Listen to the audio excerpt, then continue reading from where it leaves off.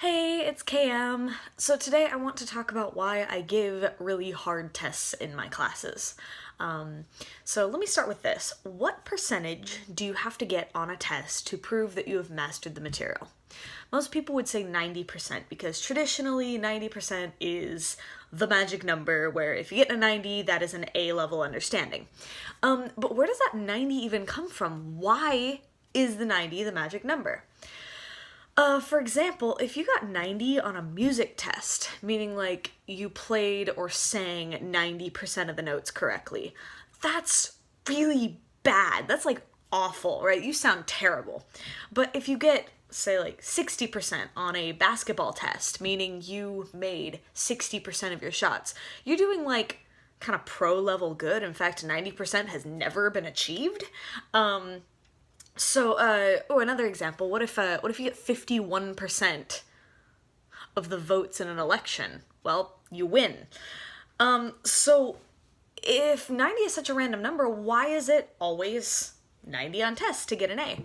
Well, the answer is that most teachers actually just design their tests this way, so that the average kid sitting in class who's paying some attention would get an 80-ish%, and then people who are going a little above and beyond, really understanding the material, studying, are going to get at least a 90.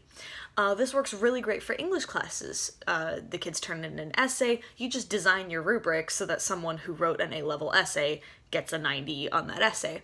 It works for math classes. For better or for worse, usually you're just learning how to do a procedure. So if you can do that procedure, you should be able to do it at least 90% of the time. It works great for most history and science classes because you're memorizing facts. You should memorize at least 90% of the facts, hopefully 100%, but there's a little room for error. But I don't think it's very good for creative processes and not so good for sports. And I would argue it's not very good for physics. And here's why. I'm not asking my students to memorize facts. I'm not asking them to memorize a procedure. I'm asking them to analyze real-world situations and predict outcomes.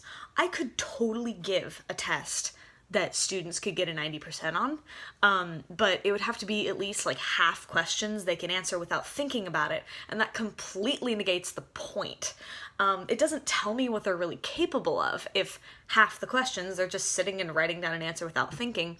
It also doesn't teach them anything. That makes it a waste of their time, and it makes it a waste of my time. I value all of our time way too much to be wasting it. So for my class, the test averages come out in the 60s. That doesn't mean that my average student has a D-level understanding. It means I design the test so that a B-level student will get around a 60%. That's not true for every single test, but that's true for a lot of them. I do curve the tests before putting them in the gradebook because the gradebook doesn't understand that, say, an 80% should be an A. And besides, in other areas of the gradebook, like how much of their homework they do, they should be doing at least 90% of their homework, so they should be getting 90s or better to get an A, but not so for the tests. Sometimes the kids hate me for it, and not all of the parents like this, but I care a lot more about finding out what my students know and what they can do than I care about being liked. So this is why I do this way. Hey, if you're a teacher, I'd love to hear how you design your tests. Do you agree or disagree? Would love to hear your opinion. Leave me a comment, like this video if you liked it, and subscribe to hear more.